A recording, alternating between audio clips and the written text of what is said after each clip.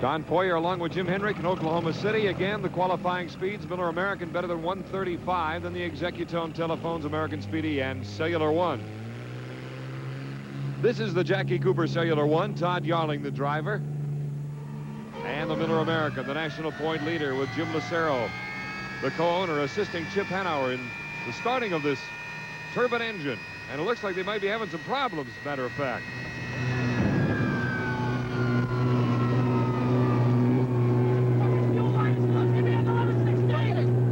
All right, they've got a fuel line loose.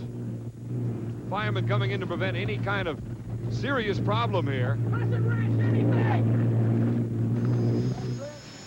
All right, looks like they'll be able to get out and make it for Heat 1A. Let's hear from Jim Lucero, the team co-owner.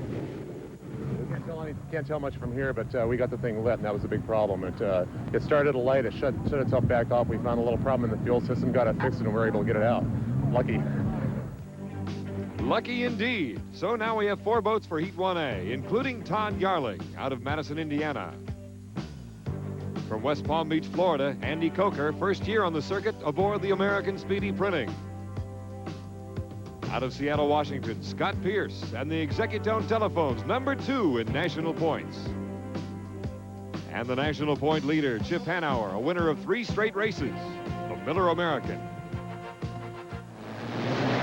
With the rumble of 3 piston engines in the background, 1 turbine engine, you see the clock down to 6, 5, 4 seconds. The boat's way behind the clock. They won't even be close to jumping the gun. Here comes the Miller American in the foreground down the main straightaway. The first unlimited hydroplane race in Oklahoma is about to begin.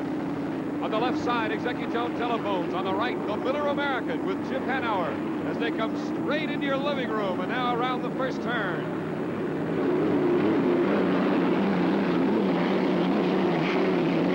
There's some of that choppy water we've talked about. The wind blowing from left to right into that first turn, and that's where you'll see a lot of the waves. But the Miller American moving comfortably now out into the backstretch and into the lead.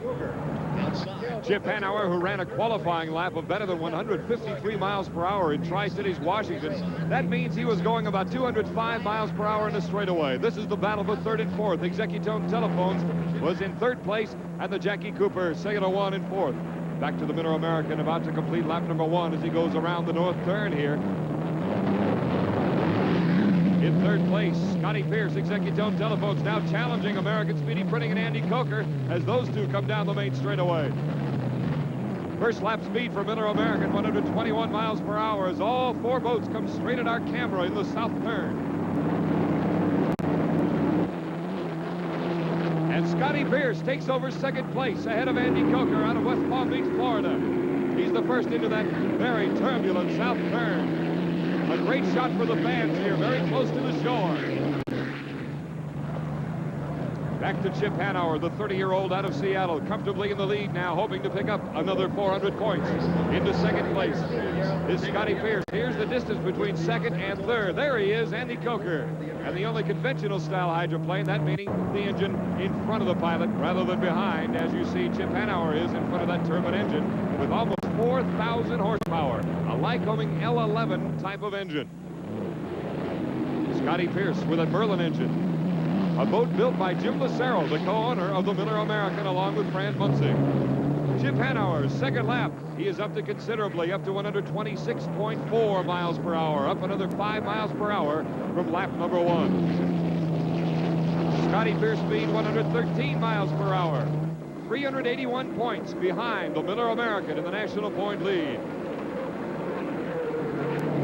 Andy Coker had a couple of 2nd place finishes earlier in the season.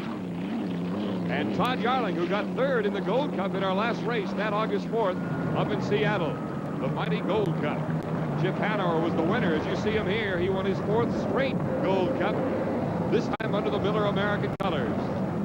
Scotty Pierce, a winner in Miami, in 2nd place. Look at that low-riding Lucero design boat. Back to 2nd place, and again, Scotty Pierce. In 3rd place is Andy Coker in American Speedy Printing. Looks like he's slowing down considerably. In fact, he's going onto the infield. Evidently, he missed a buoy and is going all the way back over to the entrance buoy. Good grief.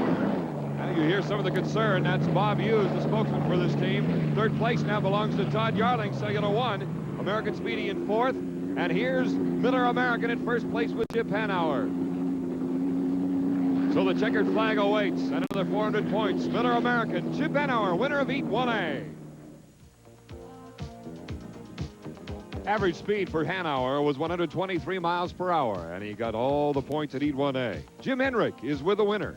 Hi, Chip. We're talking about prior to the start, you had a trouble. You almost didn't make the heat. What was going on? I don't know. I couldn't see behind me.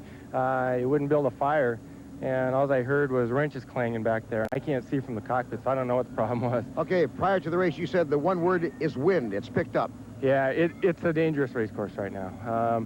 Right now, I'd say it's real marginal. If I were the referee, whether I'd run or not. Okay, now let's go down to Don at Scott Pierce's camp. Scotty, it really looks dangerous out there. Chip just told us it's very bad. Yeah, it's the roughest water that I've ever run in. I don't know what we're going to do. I mean, it's everything I could do. I'm just trying to keep my wits about me and keep the boat right side up. I was setting it off pretty good down the back chute, so. Think we should go into a hold and wait? I think that's a possibility that needs to be looked at. I really do, Don. So while the drivers watch the weather, you have a chance to examine the candidates for Miss Greater Oklahoma Thunderboat Classic. Tough choice. We'll be back in just a moment.